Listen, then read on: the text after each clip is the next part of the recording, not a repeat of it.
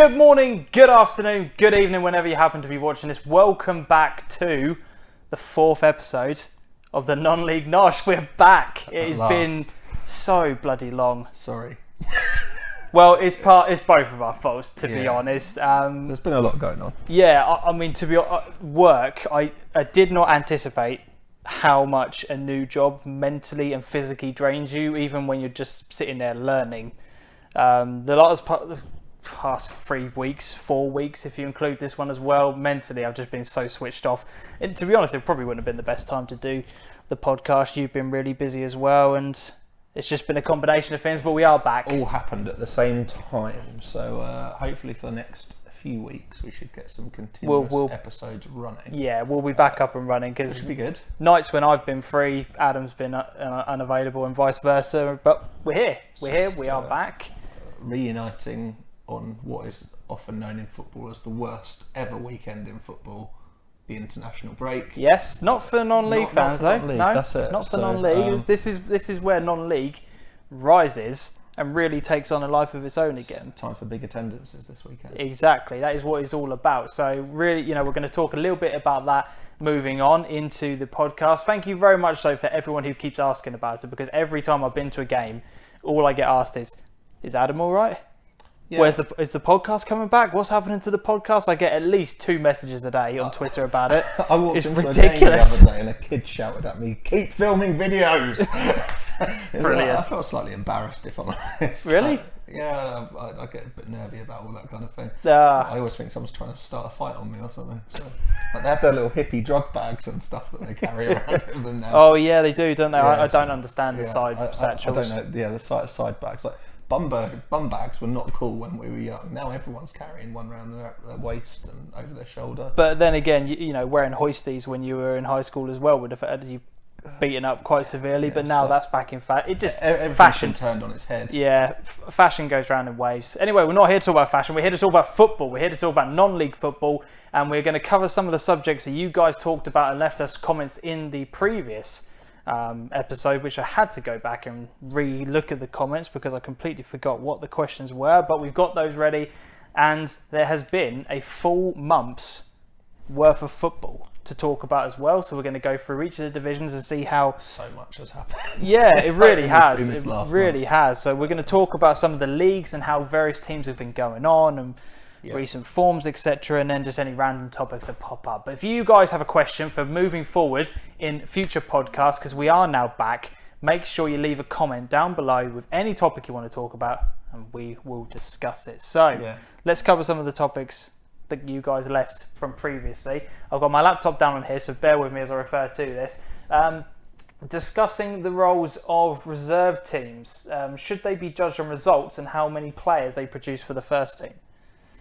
It's an interesting topic. Yeah. When the reserve teams, and especially we've got it in Furlough None, where you see the likes of Needham, Felixstowe, Leiston, amongst others, who are competing at a level that is a good level. Should they be judged on results, or is that not what they're there for? I think the premise of a reserve team, particularly in a lot of lower non-league clubs, is just to have another arm to the football club. Right. Just another team for the club to play. And it's basically saying you represent our second most senior level. Yeah. If you look at top tier teams, particularly like in Division 1 and, like Championship, Division 1, right, like whatever, those reserve teams or under 23s or whatever they qualify themselves as these days because of the way the academies are categorised, there is an expectation that talent filters up. And goes into 100%, the first team. 100%. I don't think there's any real commitment to that in non-league. I think if they find a gem that comes through and is strong enough and can fit into the first team, fine. But I don't see that many teams that you realise are constantly pulling from the reserve. There are a few around that do it. And a few that are now pushing more onto that youth development programme and stuff to bring teams through. Yeah. I've spoken about it before, but I know Dis are actually using their reserve team almost as a stepping stone into the first team. Well, that is what it's about, and primarily the Dis in particular, they are going to be in a reserve league, aren't they? Yeah. So it's not as if they're truly and I don't want to be disrespectful, but it's not like they're truly competing, like as I mentioned, the Needhams, the Felix Stows against proper teams, to use the terminology. The quality in the reserve league, I watched loads of it last season. I haven't had a chance to get to it this season yet. Still early doors, but the quality is very different to a Furlough None, League One and Prem. But you would expect that. Yeah, you would. But that means it is going to take someone special, quite significant, quite special to actually make the step up. I saw a couple of players from Stowe's reserves go up to the first team last year that I can sort of think about. And I think Sudbury notably used a lot of their reserve. Of course, I forgot about Sudbury. Forgot about them really well. But Stowe tended to call on those players that they felt could make the step up when injuries got too much, and it was really useful for that. And that was what all the squads will do. Yeah. But I know Sudbury towards the end of last season were using them in rotation constantly. So some teams will do more with it. Yeah. And I just think it's an interesting topic, because if you kind of look at the SIL, if we look at what they're doing, they have categorically said this year that with the reserve teams and how they're going to be doing it, especially like A's and B's, etc., is that you can get promoted up to the top division in terms of A through to C, I think is, or A through to D, I can't remember exactly, but you can't go into Division 3. You can't then move into like the official kind of adult leagues, because Bury had a subsidiary team that were in, I think it was Bury Rams, were scheduled to be in Division 3 for the upcoming season, and then they got moved out because it suddenly became apparent, Bury are using that as another team for their development, and they were soon moved out. So would you want to see something like that in the Furlough None, where they just said, right, reserve teams are out, let's put them in a reserve league? Or are you happy with those guys being in that division? Because it is a hot topic. It is something I hear a lot. The current structure of the Furlough None means that for a reserve team to get into the Div 1, the senior team have to get promoted out of the Premiership. Right, yeah. So there'll never be two teams close together as such in a league. But to answer your question, if it's a reserve team, I probably would prefer they were in a reserve league, because it might up the quality of the league a bit more overall. But I guess the question that's being asked by those teams is how much development can their own teams get when they've got a slightly better budget academy system, whatever it is. Yeah. Some of these teams are running academies that are linked with colleges and stuff. Yeah.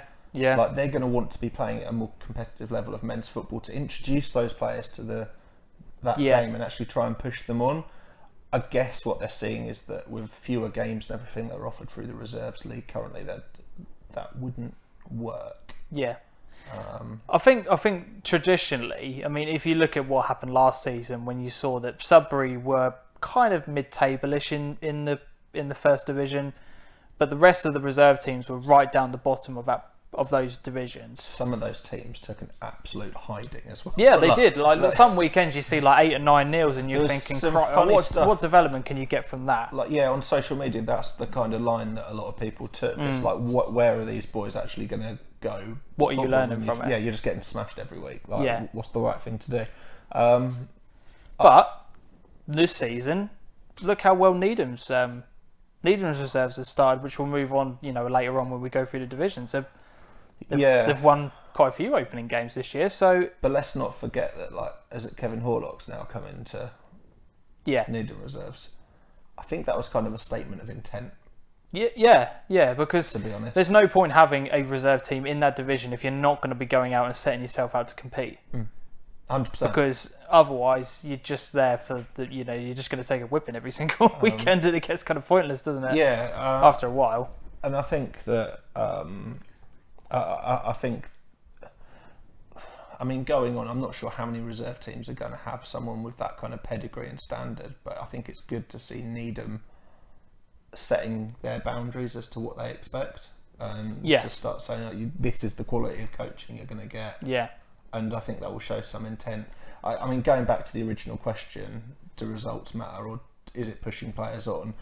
Without wanting to sit on the fence, I genuinely think it's a bit of both, because losing every week just for the sake of getting people in the team, that those two things are mutually exclusive. If you're losing every week, players aren't going to push into your first team. Yeah, I suppose it depends on what the club overall want, isn't it? Really, that's the important thing, because I spoke to various clubs about this particular issue, and one of the interviews I did with Leiston is that they quite openly said that their target is purely to get people into the first team. Mm-hmm. And if the results come as a result of it, then great. That's all that matters. Whereas somebody like Needham, when I've had that conversation, was that they've pushed their academy so much, they've now got the facilities to facilitate having such a large academy, that it's about getting as many players in the door as possible, and just having those players available to play, and whether or not something comes of the result of it is either here nor there. It all depends on the club, really, doesn't it? Because the thing is, if they can train somebody up, get them to the age of 17, get them to sign a contract, someone comes in for them, money. That's what it is. It is a money game. And Needham, you mentioned, they have got some of the finest facilities now around to actually attract that in. Yeah, definitely. It's obvious their ground wasn't built in the 21st century or whatever, but the 3G that they've got, plus Needham get a reasonable support base. They're playing step-free football, so they've got enough there. Yeah. And if someone's going to be in their reserves and come through to the first team at step 3, they've got to be of a fairly good standard. Yeah. The players are bigger, it's more physical. For me, if I'm going to chuck my 2 cents into the conversation, I think it gets to a point where if you are constantly at the bottom of the table and you are getting those thrashings week on, it's got to be a case of, right, when a team is ready to move up into the furlough none, it's then got to be a case of, right, enough is enough. You're not competing. We want a competitive league. You're going to have to move out. Yeah.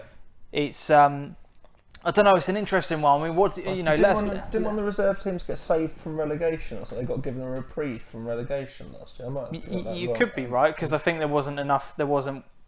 That might have been the whole facilities issue. Yeah, I think there was one who didn't have the right facilities to go up, but not enough teams are coming up either through the Suffolk leagues or through. I mean, Norfolk are doing quite well. They seem to be having one team every year at the moment that seems to be coming out through the Anglian Com. Bit of a segue issue, but it's a shame that league has to be filled with some reserve teams, and we can't get more diversity of different teams because of ground grading issues.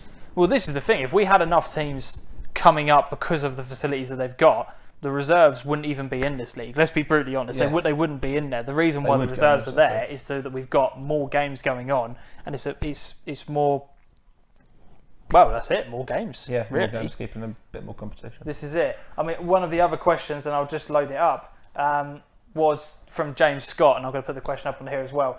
Maybe another topic for the show: a lack of SAL teams making a step up into the furlough none in the past decade. Norfolk teams seem to be joining regularly, but only one team in the past 5 years, which was Framlingham, and we saw what happened with them from the SAL. Why can they do this and SAL teams can't? The talent is there, but maybe not the support in ground improvements, etc. Well, Norfolk FA are fantastic when it comes to facilitating their clubs. Yeah. Simple as that.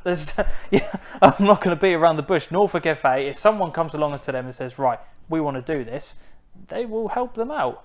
I think it's, looking at it from afar, it's quite easy to say, all right, why couldn't that club go up?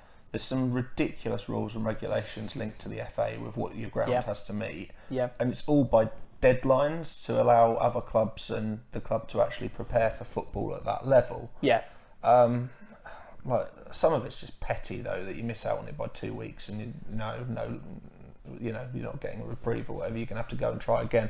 Well, we saw that with Holston, didn't we? When they got rejected because they were literally deadline. The council didn't push through the right paperwork in the right time, and that's it.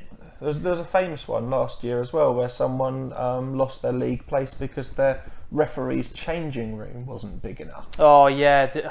I mean, like these are daft rules. Like if you can get changed in a cupboard, get changed in a cupboard. Like it's non-league. There are levels, and if it's good enough for Harry Potter, it's good enough for you. Well, this is it. Like, when have you ever walked into a room and said, oh, "Good grief, this is not more than 8 square meters. I cannot physically take my shorts off." Like, this is it's utterly ridiculous. Like, you know, oh, I can't swing a cat in this shower. There's no way I'm washing my bits after a game. Like, there's nowhere for the referee to cheer a great performance. Well, this is the thing. Like, he can't bounce his balls adequately before the game kicks off. Like, well, we had actually some replies to that question. Tony Stone, who is the media manager for Henley Athletic, a team in the SIL, very popular team in the SIL, says a good topic for discussion. Speaking as a member of one of those clubs in the SIL, who some would expect to take the step up, the answer is fairly clear. All of the clubs currently competing in the upper echelons of the SIL senior play at either community grounds or don't own their ground. Therefore, the requirement ground changes and improvements are impossible. It also creates a case of the cost of things like travel, midweek games, etc., are beyond the realms of most LSL budgets. Yeah. So that does answer a lot of the questions, because we've seen it where clubs have had to get planning permission to do a lot of things and to buy land, and we saw it with the amount of hassle it takes to put floodlights up. Yeah. And stuff like that is utterly ridiculous, but it's all needed, and it's building regulations, building control. I'm sure you didn't come here for a structural engineering lesson, but everyone will realise how petty like planning permission is and stuff. Like, yeah, I mean, we've seen it with what was Spixworth, who changed to Norwich CBS. They moved to the football development centre for Norfolk FAs. They've used in their facilities now, and that is the reason why they are in a higher division, because they've got those facilities. If they didn't, they'd still be playing in the Anglian Com. But I think that's one of the most interesting case studies of all, because they clearly lost their fan base by moving to the opposite side of Norwich. Yeah, I mean, it's not the most accessible places to get to. Not at all. We've done it. Is it like an hour on a bus after you get off the train station? It is a long time on the bus to get from one side of Norwich to the other. It is a bit of a journey, but you know, do you risk losing the people that come to your games on a regular basis if you want to make those facilities up? You know, it's an interesting topic. But then if no one comes through the door and you haven't got revenue, how does the club keep going? There's so many things like that. As soon as you've got to chuck money and get the loans and whatever else, or get an investor to put into your club, you know, we're talking about step 6 and step 7 football. You don't get investors. You know, you're not going to get a sheikh walk through the door ready to lob money at you all the time. This is a lot of money just to go up that level.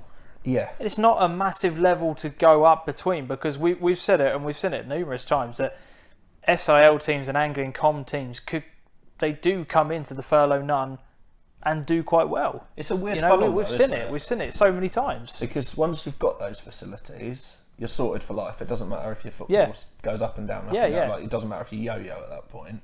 But it's almost like you reach a bottleneck where you've got to spend about £1 million just to get your barriers in, get some seats in. I've heard some ridiculous figures to go up.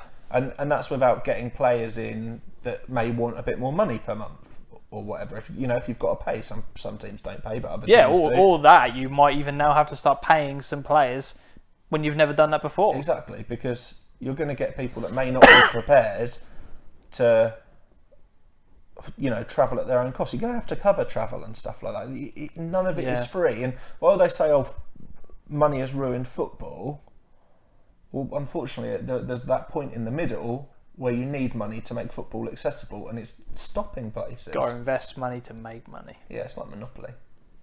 I'm quite good at Monopoly. I'm not. I always buy the first 2 houses straight after go. You buy in corners, so it makes normally I think, well, they're the cheapest ones on the board, I'm going to buy them, and it never works out. This is James being mega stingy, whereas I absolutely my monetary care is typified in my buy every single thing that you land on and aim for the purples. You just need that gift now. Yeah, making it just- rain, I'm making it going rain, everywhere. making it rain. Right, that was actually a really, really good topic It was good to talk about. I mean, James Scott then replied to that, saying, always been the way for the last few years. Only Bramtham and Framlingham have stepped up in recent memory. They've already, they both had already bought floodlights. So they already had the facilities there in place. Yeah. Anglican combinations, the next 6 teams seem to do it every year. Totally understand the reasons regarding ownership, etc. I mean, I'd love to hear from you guys why you think that Norfolk and Essex teams can do it, but Suffolk teams for some reason can't. It's very strange. Let us know. Let us know in the comment section what you think about it. Do you know what? I went to Bramtham a couple of weeks back. What's it like? And because I've never been. So I've never been. One side of it is fenced off with that kind of stuff that they'll put out on the roads at your local carnival to stop people attacking the sweet trucks and stuff, like that half-height fencing. Right. And it does look like a local playing field. But the other side, there's a stand along it, there's hard standing around it, they've got barriers, there's a reasonably nice stand in the far corner, floodlights are good and bright. That's the clubhouse is really good. Right, okay. It's a bit of a weird setup. You could tell it used to be a playing field sort of area because there's not a lot of grounds that are purpose built almost have not an actual tunnel, but you walk out directly onto the pitch, whereas the players and the fans kind of mix in a bit of a muddle between getting onto the pitch and that. Yeah. But you could tell it wasn't purpose built for the level of football, but none of that stuff would have been cheap. No. So there you go. It's money again, and do you know what, Bramtham have done well?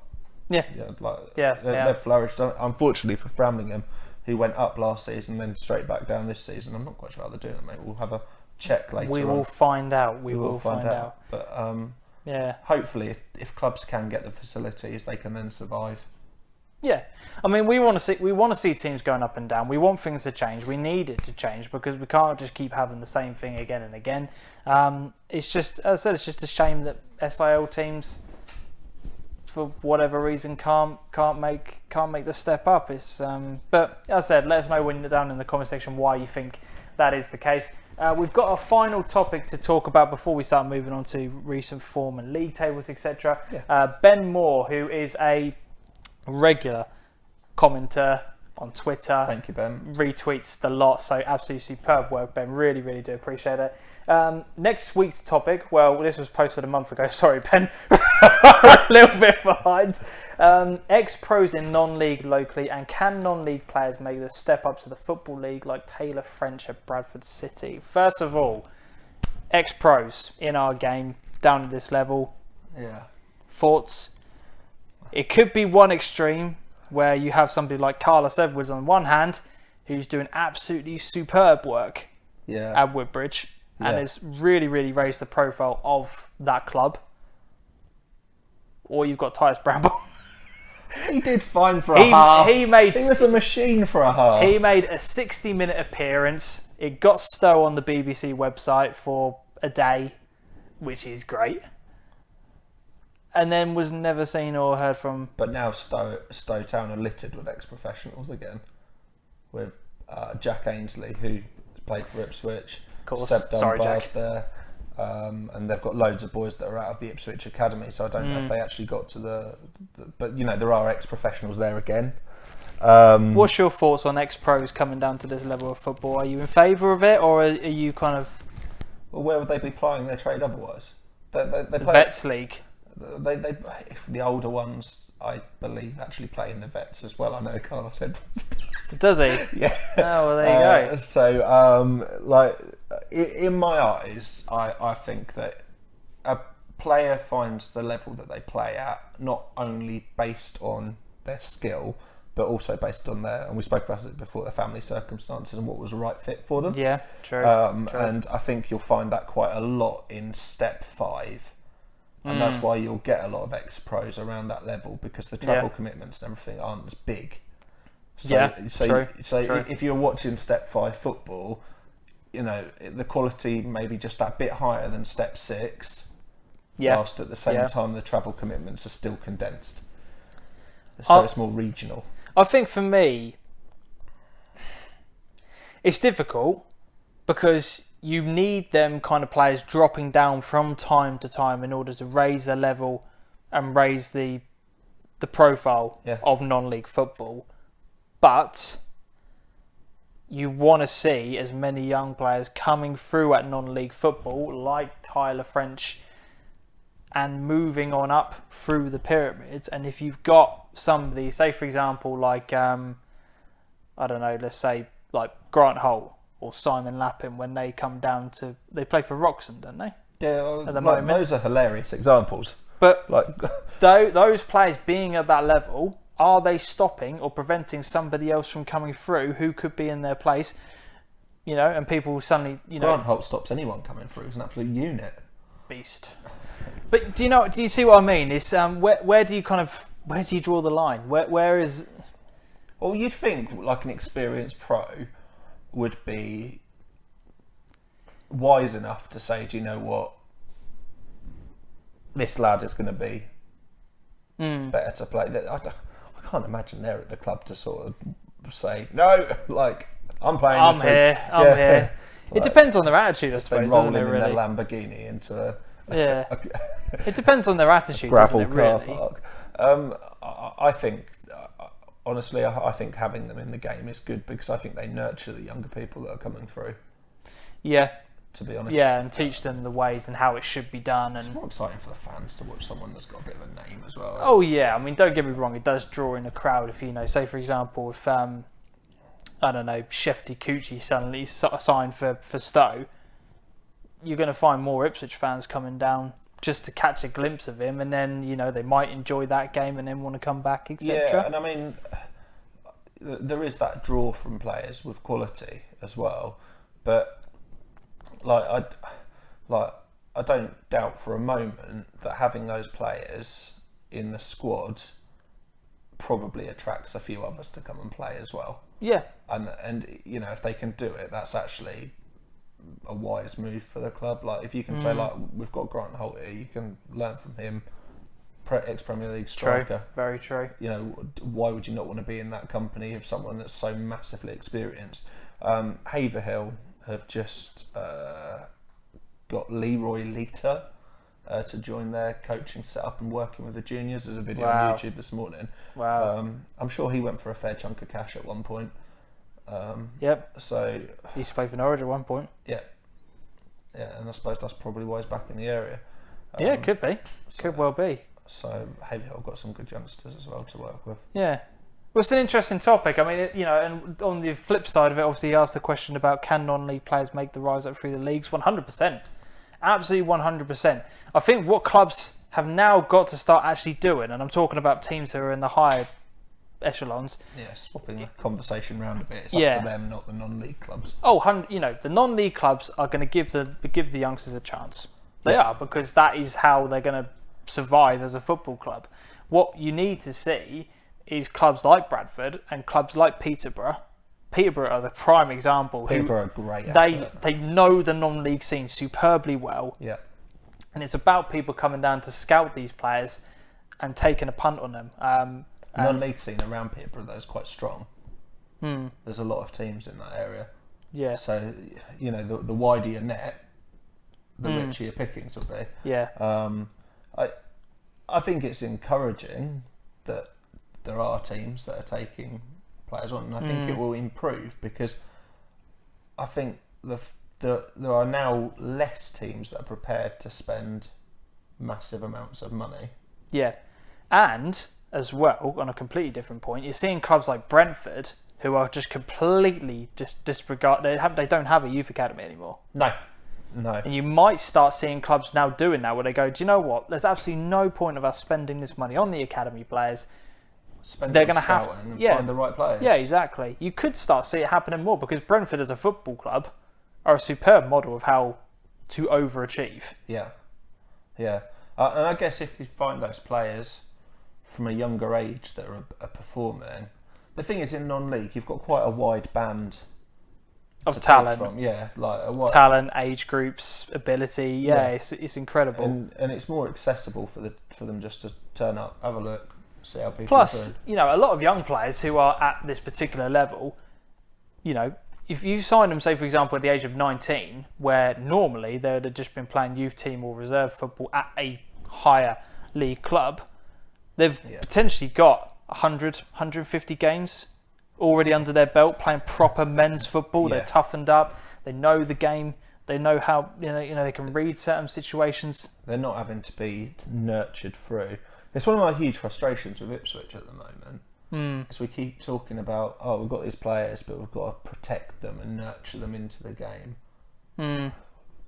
Just no, not. They've got to play at some point. Yeah. What are we doing? Saying you can do 7 appearances this year, you can do 10 next year. Before you know it, they're 25, but they've only played 54 games. Like, when did that even start becoming a thing? Luke Heim. Honestly, in non-league, if someone's good enough, they're old enough. Oh yeah, and they play 100%. week in, week out, and it's a brilliant experience. Yeah, and I think managers at this level of football are far more trusting of young players than teams 100%. up, because the pressure to get sacked in the higher levels is just ridiculous. It's based on ability, isn't it? Oh yeah, 100%. If you've got a player in your team and you trust their ability, go with them. This is it. What is there to lose? This is it. Good topic. I like it. Good talking that was a point. really good shout. Yeah, cheers Ben for that one. But like I said, if you guys have any topics that you want to talk about, leave them in the comment section and we will reply to all of them. So moving on to the league tables now.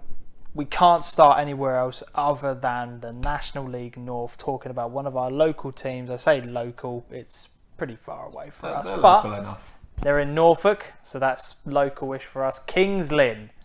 What a star. Yeah. Holy. What is going on, boys? That is like...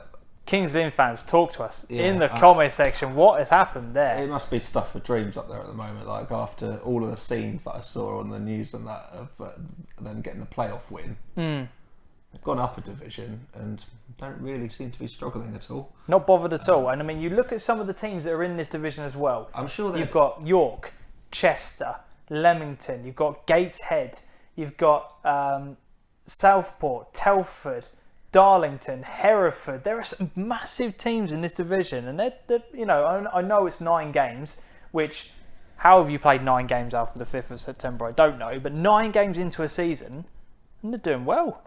And that loss was on the first weekend. Yeah. Like they're 8 games unbeaten. Yeah, it's incredible, isn't it? That's madness. I mean, I knew. I say I knew. I watched them against Bury in a pre-season friendly, and I said during that this team is unbelievable. They were so good on that day. I've never been more impressed by a team in non-league football. Yeah. But I kind of thought, well, you know, there's 2 divisions between the teams. How much can you truly read into that? But that start, that's incredible. Absolutely insane. I'm so pleased for them. Like, it is early days. Very early. Really early. Like, you know, you don't know what the rest of the season's going to hold for all of the clubs in the league, for obvious reasons, right? But if they could maintain that kind of form, at the moment, they're the ones being chased. Yeah. They haven't started off, so they've got to chase other teams. I have no idea what their ambitions are. I don't know what on earth it would mean if they went up again and how much recruiting and everything else they'd have to do. I mean, at that level, I don't know what what kind of challenge a consecutive promotion would mean. Like at the level I watch off, and consecutive promotions is genuinely a thing. It does happen. Yeah. Like you see it. And Salford done it. Like as could be the new Salford. Well, the thing is, like as you go up, it must be more difficult.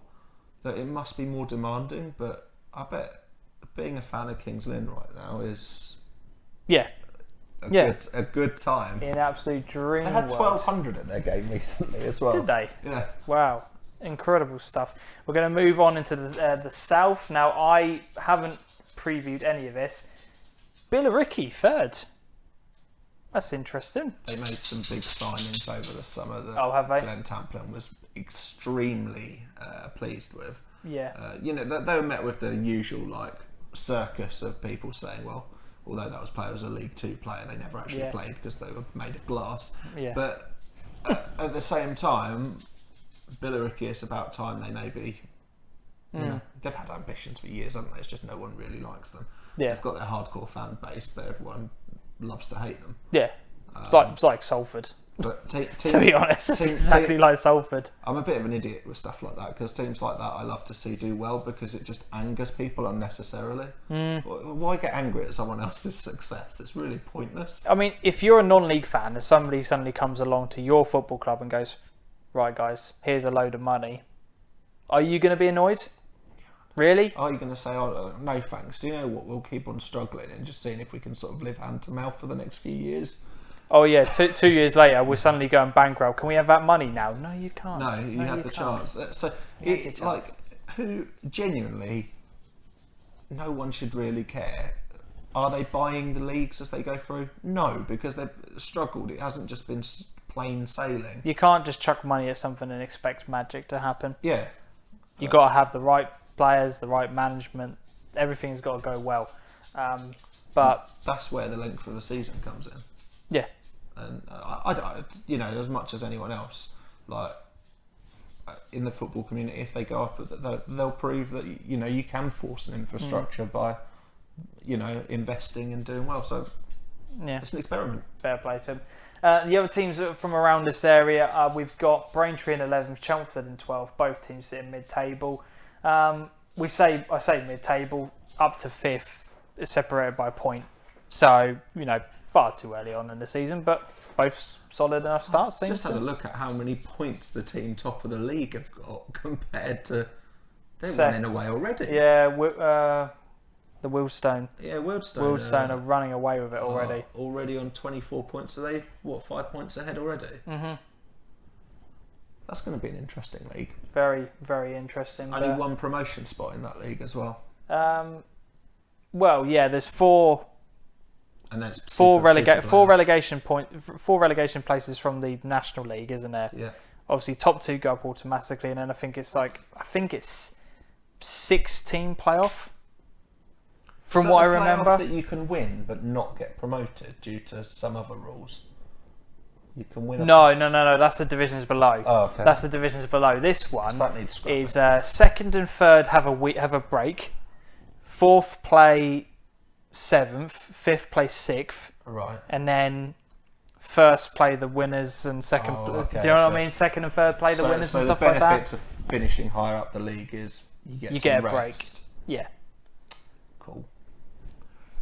I don't agree with that. Absolutely. Maybe a topic for another day. But we're going to move on from the Vanarama North and South, and we're going to go down into the Southern Premier Central, where from our neck of the woods we have got Leiston, Lowestoft and Needham to talk about. And they genuinely are the 3 big clubs of Suffolk. Oh yeah, 100%. We've got Needham in 11th. They have won 2, drawn 2, lost 2, so kind of it is an average start to the season. Only 5 points outside the playoffs though, so you know, not a million miles away. Obviously far too early on to start getting too worried or too concerned about certain results, etc. But this is where things start to get a little bit more difficult for our teams.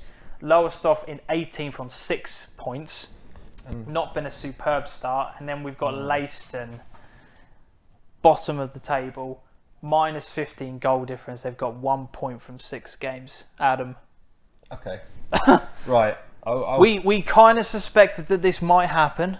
Yeah. Given the calibre of players that have left, and we all know where they've left to, so we're not going to rub salt into wounds. Adam, talk to me. What's your thoughts? This is exactly how I thought Leiston's season would go. Really? I just couldn't see past relegation for them. Maybe not bottom of the league, but they've lost too much of the spine of their team. Don't get me wrong, they've still got some decent players in there, but decent players can become a bit more average players if the mood changes around things regarding continual poor results. And it will also have other knock-on effects where, like, if it's a long-term thing that goes on, it may mean a change of management later on down the line. It's more unsettling. Like, Leiston have done well in the past, but this mass exodus that happened, Glenn Driver obviously left the club last season. Yeah, he did, yeah. Everyone stayed on.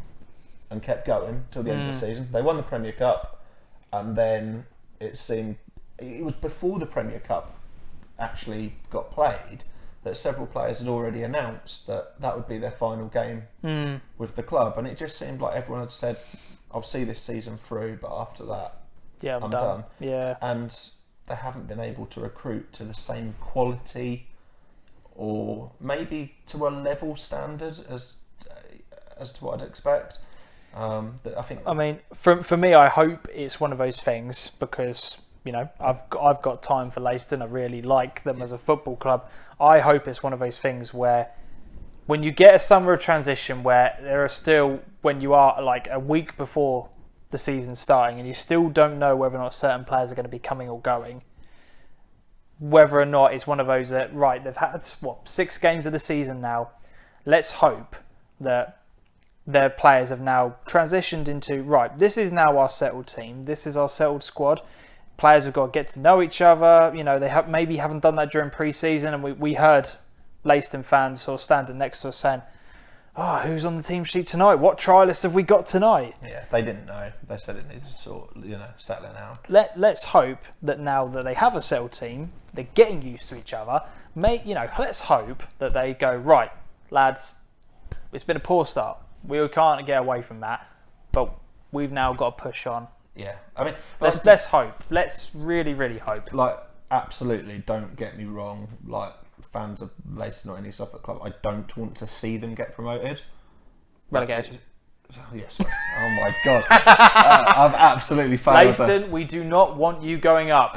You stay in this division. Know your place. What I've just accidentally said just completely counters my point. What I was saying is I don't want to see them getting relegated. I want to see every club locally playing at the highest possible level because it's good for sport in the local area and it will inspire 100%. more kids and stuff to get involved in sport in my eyes. And yeah, especially that area of Suffolk as well. Yeah. To have a team on the coast, representing them at that level.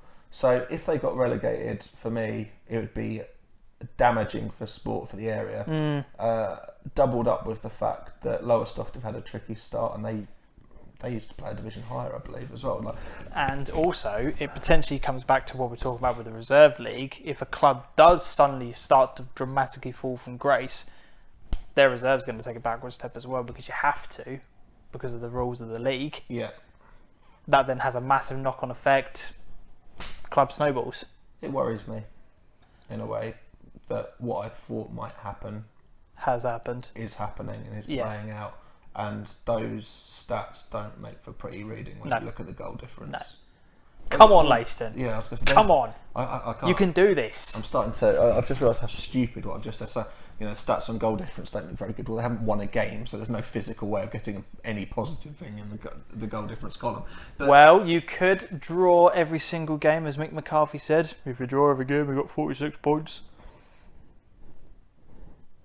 No. Moving on. We're going to move on to what is... That's the reason I stopped watching football for 2 years. Do you know what? I was exactly the same under Chris Hughton. Bored the life out of me. And my brother stopped watching football altogether because of him. Yeah. It's weird what someone can do. Be careful what you wish for. Ishmi and North. Let's talk about our team. So in this division, because I've got the sheets from the beginning of the year, well planned. This is when I had a lot of time on my hands. Sudbury, Bury, Dereham, Felixstowe, Histon. We've got a lot of teams. We've got a lot of teams in our particular area. Histon count. Do Moulton and Tiptree count? Moulton and Tiptree. Yeah, well, isn't that down towards Colchester? It is. Yeah, do they count? They count as well. Basically, let's talk about the whole league. From particularly our area, Bury in second place after 4 games. Superb start, 3 wins and a draw. Yeah, they're doing well. Fantastic. They've got some great little players up front and stuff now, though. And you could see that start to come on at the end of last season. Yeah. Where they really started picking up results. So yeah, really good start for Bury. I'd like to see them do well. Yeah. They've got a decent ground and good facilities. Yeah, I like going to Bury. Bury's a good day out. Yep. But, again, moving back to the reserve thing, they were one of those that had the team in the furlough number pulled it. Why? Yeah. Why? Barry, talk to us. Why? Why did that happen? I wonder if that was around the whole thing of just getting battered every week. Where's the development in getting battered? That is the big question. Coggeshall right next to them, 1 goal behind him in third on 10th points as well. Ollie Murs smashing cash everywhere for him, I guess. Hey, we talked about this. Yeah, well, if you had someone in your club, well, I'm going to be honest. Like Coggeshall, they've got access to some flipping great players. Mm-hmm. They'll probably do well. Like this is their second season in that league, and they nearly did it last year. I've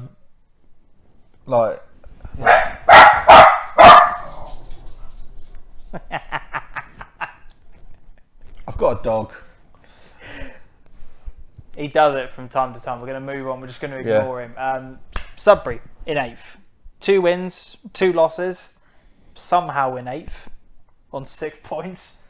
It seems to be that there's a massive difference between the top and the bottom of this league. Which is quite good for Bury, Malden and Tiptree, Coggeshall at the moment. Yeah, but as we gradually move down... Sudbury, just going back to them, they feel like a middling team at the moment. I'm not quite sure. They've got big aims though. They want the playoffs. They've talked about it pre-season. The playoffs is their mission. That's what they're going for. But I think they're doing it by developing a squad rather than... they've 100% gone down the youth. Yeah, they're doing it in a different way. So that's why if they got mid-table, for me, I think, all right, push on again next season. And then I'd expect them to go higher. But they done that last season. Yeah. They finished mid-table last season, so... You want some kind of... improvement. Yeah. We'll keep up with them. Yeah, that's a really interesting one. Do you know what? I've only ever visited the ground, but not on a match day. No, I haven't been there for a match day at all. We've got to make it happen. Yeah. Because everyone talks about the facilities of Sudbury, but I've never actually seen it myself. So I'd want to do that. Yeah, and it is one of the teams that people in this area do actually tend to talk about, despite them being step 4. More people seem to speak about Sudbury in this area than they maybe do with Needham, Leiston. True, very true. So following's fairly good. Maybe it's worth going to. I think Lowestoft are probably up there, maybe the most vocally spoken about team, but I think that's because they're the ones that have recorded the highest. Yeah, obviously recent history goes in their favour. So I can still remember when I flicked the radio on and they'd be on. There'd be reports on the radio every week for what they're doing. So, exactly. But yeah, let's monitor them and see how it goes. Exactly. Felixstowe. 1 win, 3 losses. You could be in for a long season, boys. Where do you start? Where do you start? So did we kind of see this one coming? We talked about them in pre-season with the fact they've got a lot of players leaving the door. Yeah. Is it Leiston in a lower division? I hope, like I said, I'm terrified of them going down with the facilities they've got. They've got facilities that way outstrip facilities and fan base. Way outstrip step 5. It's a real shame to see that they finished poorly last year, and it seems to be carrying on. It's still going. Yeah. They lost in a cup game the other night as well, which did they? Attracted some negative fan responses, which then got publicised by a newspaper, I think in the Bury Free Press. So it's wider knowledge that people are unhappy with what they're seeing. The problem is, Felixstowe got so used to winning and winning well. Yeah. Because that season they had when they got promoted, they were good. Oh God, yeah, they were a very, really very tough good team to play against. Again, like local team, don't want to see anyone get relegated. They're going to have to change something. They did bring players in the door, and quite a few of them. So maybe it's just taking time to click. And again, hopefully it's just another thing like Leiston. Let's just hope that they can turn it around and they've got their pre-season out of the way.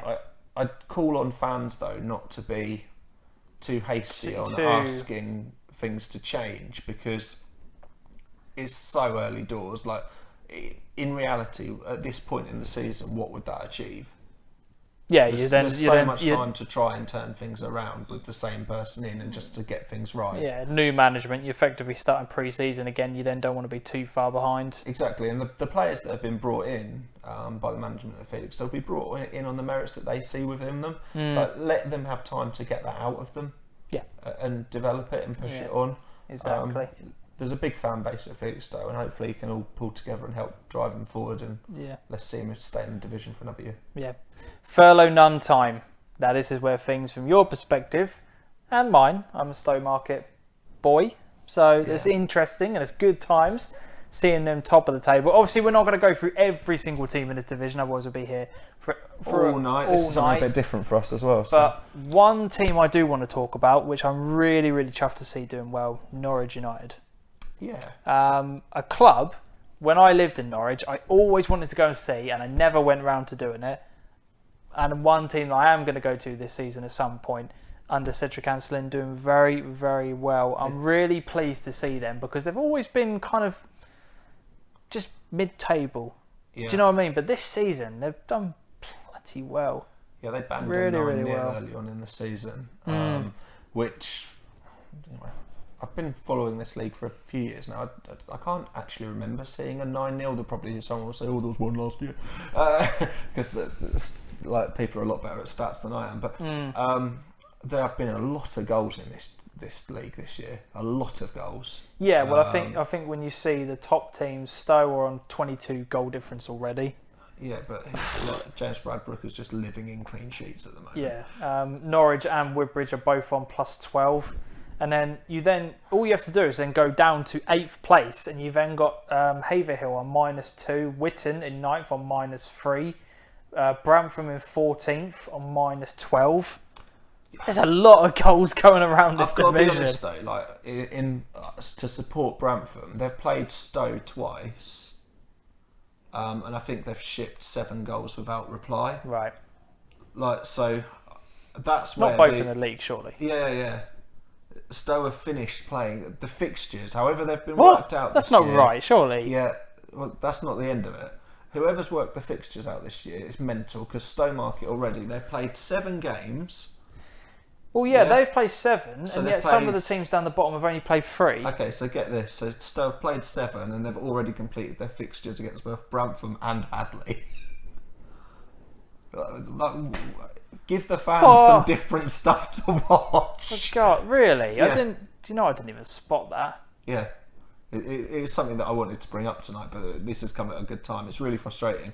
And it's, it'll be frustrating for Brentford fans, Hadley fans. You want to see different teams. You want to catch people at different points in the season. Yeah, I want to be playing Hadley in March. February time, do you know what I mean? Yeah. Later on down the season, when things have developed and there's a storyline to be had and blah blah blah blah blah. Yeah. There was. That's ridiculous. But to be honest, I mean, did you see the hoo-ha between in the SIL league, the fixtures? They only had the first 2 fixtures out, and then everyone's still going, when are the rest of the fixtures coming out? We need to know what's going on. So fixtures, in my eyes, need working on next year, and I'd like to talk to someone and get to grips with understanding how fixtures fall and how it's organised. Yeah, how is it done? Somebody contact us and let us know. It'd be good to bring that to you so everyone gets an understanding for it. Because, like, in my head, I used to think they just like rolled bingo balls around and like it comes out. So that weekend you're playing X, but that isn't how it goes. Stowmarket are playing. No, put that one back. Yeah. I don't like that one. Can't do that. So we'll see how it goes throughout the season, but. It's a bit frustrating to play 7 games and 4 of them have been against 2 teams. So Stowe are doing quite well. One team who have started to climb back, Witton, had a bit of a poor start, but are now starting to build up some momentum. They're now up into 9th in the table after a very slow start. Witton spoke to Shane, didn't we? He famously said that he felt he'd completed his jigsaw puzzle with the signing of Jack Baker. Really pleased to get some players over from Stowe and with Remy Garrett as well. Yep. They've both left. Have they? Yeah. They've gone to Stanway. Where's Stanway? Stanway are 4th. Okay, right. They're two good players. Remy came to a Stowmarket game the other day. He's just rolled his ankle at the minute, but he seemed to be looking forward to getting out there for Stanway.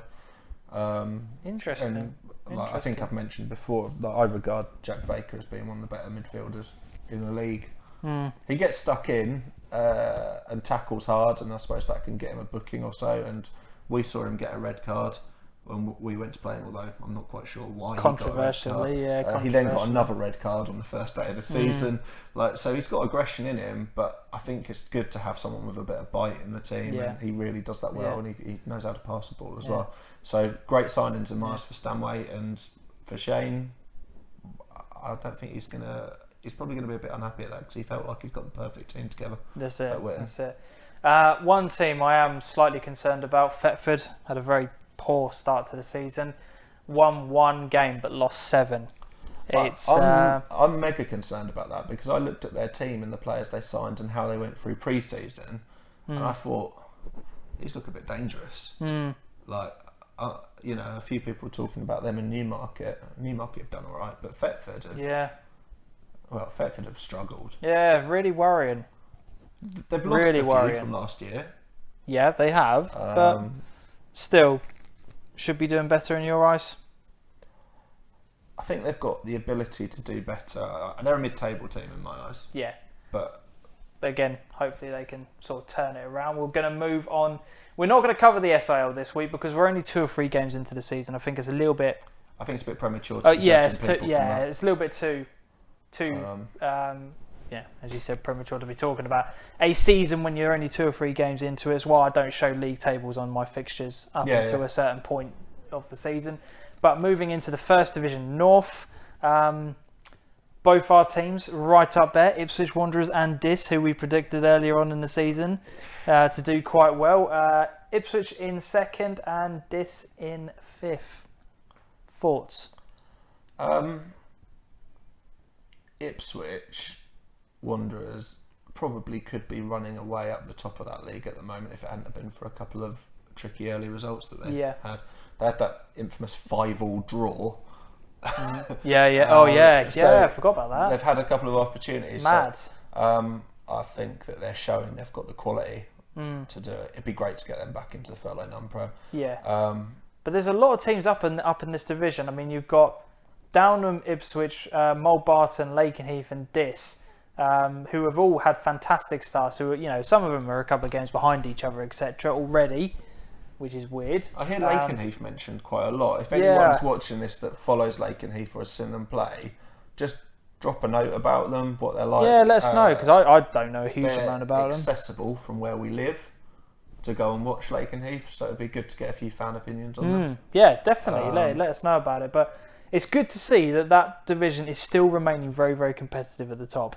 It always is. Every single year, it's always competitive. Yeah, who's down the bottom this year at the minute? So we've got Wisbeach, St Mary, who have lost all 4 of their games. Then we've got Cornard, Kings Lynn and Framlingham. Framlingham. Ouch. I mean, they're only 4 games into it, but still. See, that's tough. Like when we looked at a few teams beforehand, I didn't necessarily say I expect Framlingham to bounce back up, but good grief, I wouldn't expect them to go down again. No, but it's only 4 games in. Yeah. That taken. I'm not judging how the season's going to finish, but if it is any kind of early indication of struggles that are being had, that's going to be a worry at the club. I hope they can turn that around. Get a bit of Ed Sheeran support on the league as well. Oh yeah, 100%. Social media wise, that was a fantastic move. I noticed they're selling their shirts with Sheeran. That's superb. That is like the best move by a club. Oh yeah, you got to market that, haven't you? Really? Like that will do wonders for the revenue pot. They'll probably be sort of signing on and Ruud van Nistelrooy out of retirement when it comes to the next few weeks after that all rolls in. That's it. So let's wrap this up because we're nearly approaching the hour mark. What? We've been, honestly, it's flown by, absolutely flown by. I've absolutely loved this. Yeah, I do need to go. Let's just bring it to an end with one final topic. Well, let's talk about the league fixtures. From what you've seen, what team are you most impressed with? I've sprung this on you. I didn't tell him I was going to ask him this question. But based on their start to the season, who have you been most impressed with? That's a tricky question. Overall, with everything I've followed, it's been Kings Lynn. Yeah. Out of teams I've watched, it's going to sound really biased, but out of everything I've seen, Stowe have been beyond my expectation level. Yeah. For what they're doing. Yeah. I saw them when they netted 7 against Kirkley and Pakefield the other day. I know Kirkley had a couple of players out, but to put that into perspective, Kirkley then put 5 past Woodbridge on the following Tuesday. Yeah, oh my God, that game. He went to watch the Stowmarket game. I was at home and I saw the first goal come in. So I was like, right, I'm just going to text him. I'll just let him know. He didn't read it. 5 minutes later, there's another goal. Then 10 minutes later, there's another goal. He got to his phone at half time when it was 4-0. He went, "Are you joking?" I was like, "No, I'm not joking. I'm not joking." What a mad scoreline. The absolute buzz around like the terrace at Stowe when everyone was like suddenly realising. Did they? Yeah. It was absolutely amazing. Superb. It just shows that anyone can do anything in this league. Oh, so God, while I'm yeah. saying 100%. that Stowe have massively impressed me, what I'm also saying is that literally anyone can perform outstandingly well. We played Hadley the other night, it won 3-0, but my goodness me, were Hadley well organised. For 60 minutes or so, that was brilliant. It just where it started to look like it had gone wrong was after someone got chucked in the sin bin and then someone else got sent off. Yeah. When 11 play 9, it's going to be tricky. Yeah. We're not going to talk about sin bins in this one. We've talked about it far too much, although we have both sin bins in action, and it's not been as bad as I thought. So I'm going to leave it at that. We'll come on to that maybe next week in a we'll topic. Do this next week because I think we can argue it. Definitely. But my team is Needham Reserves, which is a little bit controversial to say considering what we've been talking about at the beginning of this podcast. However, going from being the whipping boys down to the bottom, constantly losing week after week after week, to win 4 games from 6 and be in 6th place in the furlough number first, I think is an absolutely fantastic achievement. Commendable, isn't it? And hats off to Kevin Horlock and the rest of the team over there who are doing an absolutely superb job. The transformation, I think it's worth a shout out. But yeah, let us know what you guys think. Who do you support? Who do you follow? And how has your team started off this season? Let us know in the comments. If you want to answer any of the topics that we've talked about as well, leave us a comment. And if you've got something you want us to talk about next week, let us know. And if you can either reply on Twitter or leave us a comment down below. We'll pick them up, and then we're going to be doing this on a bit of a more of a regular basis. We're now back in a routine. Adam, we have plans. Adam, absolute pleasure. Yeah, as always, mate. Thank Cheers, you very buddy. much. Hit the like button, leave a comment and subscribe. And thanks to this little one for ruining a couple of segues in there. Cheers, Sorry. man. Adios.